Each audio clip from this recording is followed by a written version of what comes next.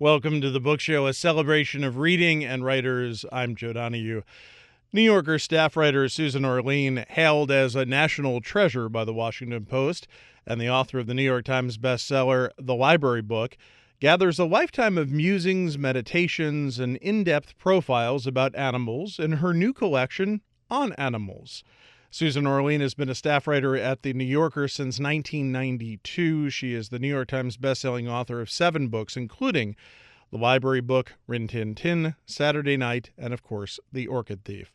Again, the new collection is On Animals. It's a great pleasure to welcome Susan Orlean back to the book show. How are you? I'm good. It's so great to talk to you again. It makes me wistful for the Hudson Valley, just hearing your voice. Many of these stories that you tell take place when you lived in the Hudson Valley and you had a lot more land and you weren't in LA, which I don't typically think of as an animal place. Right. Well, certainly the fullest flowering of my animal ownership occurred when I was living in the Hudson Valley and had a farm and 50 acres, and it seemed like an almost limitless capacity to have animals. We then began dividing our time between LA and New York. Eventually, and this occurred really just a couple months ago, the travel back and forth became simply too much and too hard to do, in part because we have 2 dogs and a cat, and getting back and forth with the animals became more and more of a challenge. So we sold our house in the Hudson Valley. One thing I have to say though is I imagined LA would be a much more urban experience, but it's turned out a little differently. There is a lot of wildlife in Los Angeles within the city limits. In fact, just the other day, a real honest to God mountain lion walked across our backyard. And this is the thing about Los Angeles is that even though it's an extremely urban area, there is a lot of wilderness within the city limits. When you're living in an area that's more suburban in the sense that it's more houses and fewer apartment buildings, you've got lots and lots of backyards. In the backyard, in my backyard, it's a thriving ecosystem of critters, everything from hawks to squirrels and rabbits and raccoons and skunks, an entire universe of animals, as well as some of the creatures that seem to really enjoy living in Los Angeles, like coyotes. I do want to get to the body of the collection, but in the introduction, there's just this one page, and I wish it was a whole chapter because I have to think there's more to this story. You're dating this guy. It's Valentine's Day, and then, from my understanding and from my reading, then a real live lion shows up in your apartment. Yes, this is something that my boyfriend, who is now my husband, the only downside of this experience was that when the next Valentine's Day rolled around, said to me, I don't know, I can't top that. I mean, how can I ever, like, a dozen roses doesn't seem very No. interesting once you've brought a lion to someone's apartment. The way this came about is I had met John, and he knew about me that I really loved animals. This was something that emerged very early on in our courtship. And when Valentine's Day rolled around, or I should say, the week before Valentine's Day rolled around, he was actually on a flight somewhere and began chatting with the guy seated next to him. And it came up that this guy was deputized to take care of exotic animals that had been seized from people who had them illegally. So he was one of those people who gets called in when someone is found to have an ocelot in their apartment. and they send the ocelot to him, and eventually it goes to wherever it's going to go. John said to this guy, "Oh my God, my girlfriend loves animals. Do you have an animal that you could bring to our apartment and surprise her?" And the guy said, "Well, I happen to have a 2-year-old lion. I could bring the lion." So John said, "All right, deal." And, I knew nothing about it. He completely misled me in thinking we were going to see The Lion King. But he told me to dress very casually, which I was a little irritated because I felt like I wanted to look pretty. It was our first Valentine's Day together. And he kept instructing me to get into more and more casual clothing. Finally, the doorbell rang and he said, "I'll go get it. You just make yourself comfortable." And he opened the door and I looked up and there was a 2-year-old African lion Mm. walking into my apartment. I would say, as a surprise, you can't really do better than that. No, It's that's pretty it's good. just it was amazing. Let us talk about the stories that are included in the book. Some go back quite a few years, some are much more recent. The theme, of course, is animals, but it also shows that you are drawn to the theme, that when you have the opportunity to write about these subjects, you take it. Yes, I would say it's a cause and effect that can't quite be separated. My ear is perhaps tuned a little more sensitively to stories that involve animals because I like animals, but also because I feel that animals and writing about them often opens up a lot of themes that are very interesting to me, including the nature of human behavior. Almost none of these stories are about animals that are in isolation from human interaction. Even the wildest animals that I write about have in some way or another interfaced with humanity. And our treatment of and attitude towards animals is a very revealing aspect of who we are. I'm not talking about, do you love dogs and cats? Do you let your rabbit sleep in bed with you? This doesn't assume that you are someone who likes animals to live in your home with you. That's not even a requirement of any of these stories.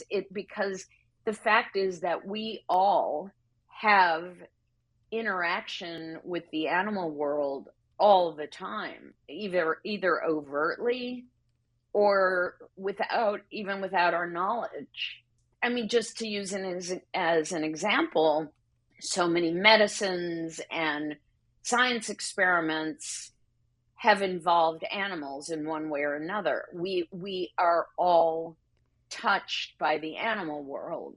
The issues of wilderness and habitat affect all of us, and that is connected to the animal world. So this is not a book that is kind of a meditation on how wonderful cats are as pets. It really is about this other universe that is overlaid on the human universe, and the points where we connect most interestingly is what I like to write about. And in that overlaying with the human universe, these are also very much stories about the animals, but also their people, the people whose lives are intertwined with them. 100%. This could have been called On Humans as easily as it was titled On Animals, because the human animal is present in every story. And the fact is that writing about animals gives you a chance to have a different and sometimes fresher perspective on the human world. I mean, for instance, I'm very interested in oxen and curious about oxen and farming with oxen and their use. And I was very surprised to discover, because it's a rarity, certainly in the United States. It's a hobby for a certain number of people, but generally speaking, we don't farm with oxen anymore. In Cuba, however, it emerged that farming with oxen suddenly became a very important ability because of the collapse of the Soviet Union. Do you think, what? How does the collapse of the Soviet Union lead to oxen being on the uptick in Cuba? Well, as I said, our world is not separate from the animal world. And tractors had been used widely throughout Cuba. They had been supplied by the boatload Mm. by the Soviet Union and powered by cheap gasoline that was being gotten from Venezuela. And then the Soviet Union collapsed and cut Cuba off of this largesse that had been providing not only tractors, but tractor parts for repairing tractors. And then gas prices went up. And suddenly, operating a tractor became a difficult thing for somebody who didn't have a lot of money and access to gasoline to power them or parts to repair them became more and more difficult. Suddenly, in the middle of the modern era, farming with oxen became an important fact of life in Cuba. So it's this, you can't separate even an animal like an ox out of this much more complex tapestry of life on Earth. So I profiled this elderly man in Cuba Mm. who had farmed with oxen when he was a young man. And then, all the younger farmers had gravitated toward their tractors, but he never did. He was old fashioned and simply wasn't interested in tractors. And then lo and behold, suddenly he's in great demand because he knows how to run a team of ox. So it was a wonderful story and maybe a perfect illustration of the ramifications of these stories, which really extend well beyond the margins of the pages. Susan Orlean is our guest on this week's book show. The name of the new book is On Animals. It is published by Avid Reader Press. There are two specific stories that I would like to talk about. One is about Kiko and Free Willy, and this is one of the longer pieces in the book and really one of the more fascinating stories because it is so complicated.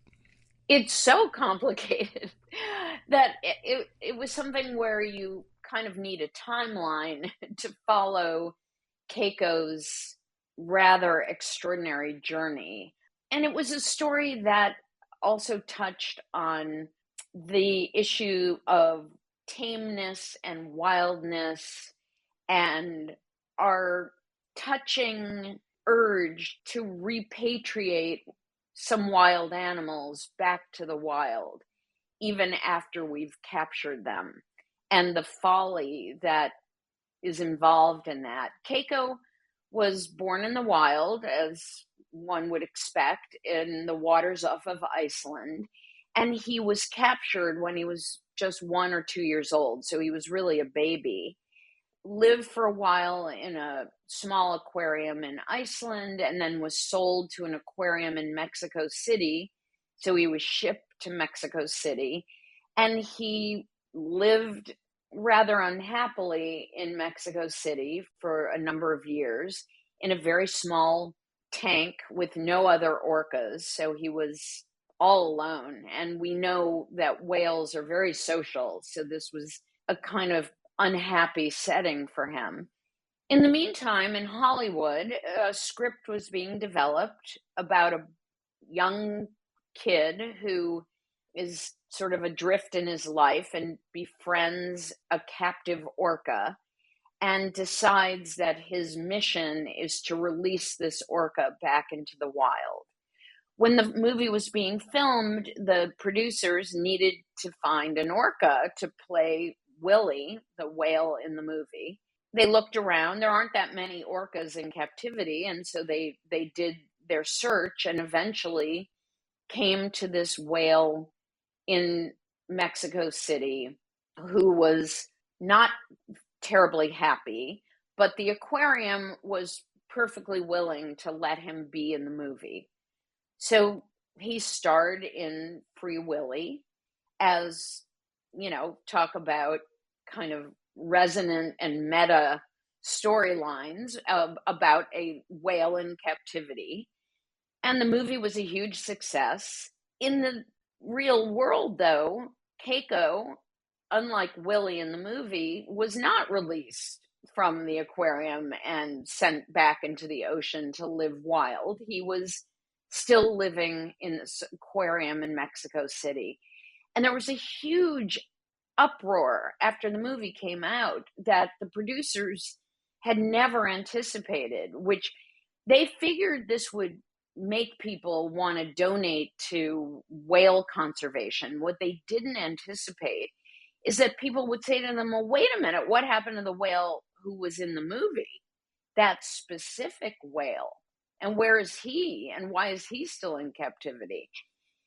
Well, that began a multi-year journey that involved Keiko being shipped first to Oregon and then to Iceland, and a multi-million-dollar effort to enable him to be released to the wild and to live the rest of his days with his kin in the ocean. And it was a massive effort that many people would have said was doomed from the start.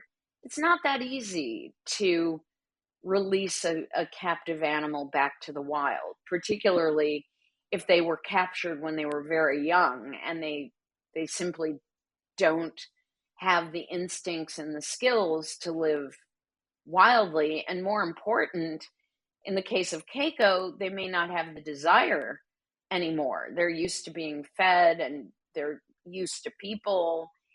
Someone told me recently that she had worked on the set of Free Willy, and she said, oh, Keiko was the friendliest animal. He would come over and watch the crew as they were setting up their lights and cameras, and he was very attuned to people.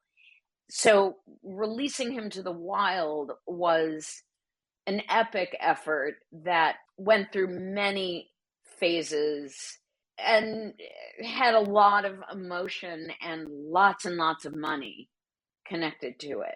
And one of the aspects of the story that really got me was you go through all of this, and the fact that they make this movie throws this animal into this quandary, and then when they decide to make a sequel, they're just going to do CGI. Right.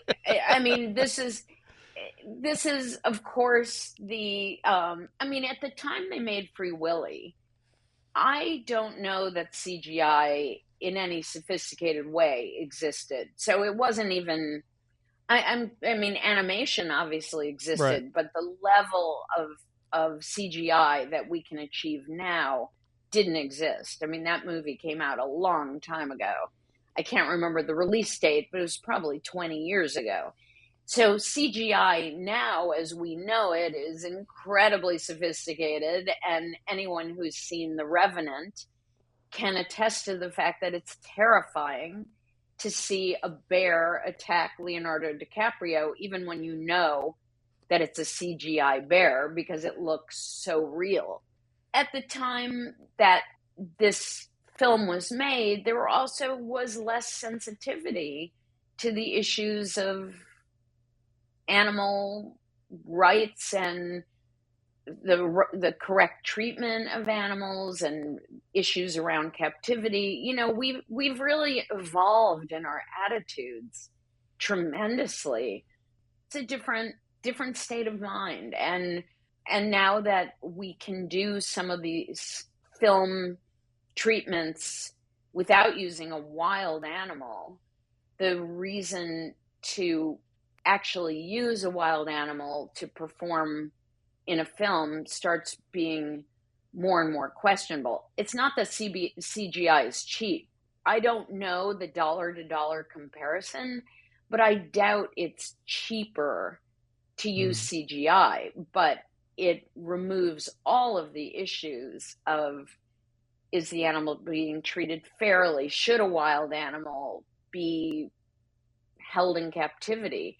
And there's a strong movement to not ever keep any cetaceans like orcas in captivity, because many people feel that there simply isn't a way to keep an animal that large in captivity in a way that is humane. And my guess is that 10 years from now, there won't be any orcas in captivity, that the ones that are in captivity will have passed away, and there are not new ones being captured. One of the stories that you tell is one of the most recent stories, and that is about the rabbit outbreak. It was a piece that you wrote for the New Yorker. And as you're telling this story, we are going through our own outbreak. It was one of the reasons that I became so interested in writing about this rabbit pandemic. This was in the middle of COVID, and I hear offhandedly from my stepson, who has a pet rabbit, that the clinic that he takes her to in New York City had to be closed because of some viral outbreak. This is an era where all we are doing is thinking about viruses. The minute he said viral outbreak, I said, was it COVID? And he said, no, it was something that just affects rabbits. And I instantly thought, I've got to learn more about what this is, and also how uncanny that this is taking place in the middle of COVID. All of us were preoccupied with this idea of contagion and viral spread and the way disease multiplies in the public. And suddenly I'm seeing a mirror of it in this separate population of rabbits. And it really is a very devastating disease that's almost 100% fatal. And while you might think, oh, it's a couple of pet rabbits, what's the big deal? Well, that's not quite true. First of all, there are millions and millions of rabbits in the world. Many countries use rabbit meat for food very commonly. It's not so common in the US, but it's a very important food source in a lot of parts of the world. Secondly, and more chillingly, this virus has made the leap from domesticated rabbits, which are one species, into wild rabbits, which are an entirely separate species. And usually they don't share diseases. But in this case, unfortunately, the virus mutated enough that wild rabbits became vulnerable. And if you see wild rabbits being wiped out, then there's the cascade effect of foxes and hawks and all of the animals that use rabbits as their primary food source. They get affected. So it was such an interesting story, and very frightening. And it's still continuing unabated. There is a vaccine, but the vaccine is expensive. It hasn't been approved in the United States, and there's no way to distribute it to wild rabbits. And there seems to be just a general, not disinterest exactly, but sort of a hands-off approach by a lot of the parties involved. It's an attitude toward rabbits that is not the same attitude that we have towards dogs and cats, or even towards livestock like cattle and horses and chickens. Rabbits, what made this story so interesting to write about is that we have a more nuanced and complicated relationship with rabbits than to almost any other animal. They are the only animal that we keep regularly as pets that we also just as frequently eat or use for fur. I mean, when you think about dogs and cats, and we don't, in this culture, we don't eat dogs and cats, and we don't eat horses. And if someone says they have a rabbit, you can't assume that it's a pet that sleeps in their bed with them, or if it's an animal they keep out in a hutch and plan to use for meat. And I think there's also an attitude that rabbits are basically replaceable, that they breed so prolifically that, well, if it wipes out 1,000 rabbits, that's okay. You can get 1,000 more. We have a really different attitude towards rabbits than toward any other animal that I can think of. And that's what makes this story so interesting, because the vaccine for the rabbits is made by killing rabbits. That, almost perfectly crystallizes this complicated relationship we have to this particular species, that we, on one hand, have the impulse to save them. On the other hand, we kill rabbits to make the vaccine to save other rabbits. So that's a pretty contradictory state of mind towards these animals. And it's no accident that rabbits are not officially considered livestock by the USDA, nor are they automatically, they're not covered by any of the laws that protect domesticated animals like dogs and cats. Susan Orlean's new collection is On Animals. It is published by Avid Reader Press. We enjoy hearing from our listeners about our shows. You can email us at book@wamc.org. Sarah LeDuc produces our program. Bookmark us for next week. And thanks for listening for The Book Show. I'm Joe Donahue.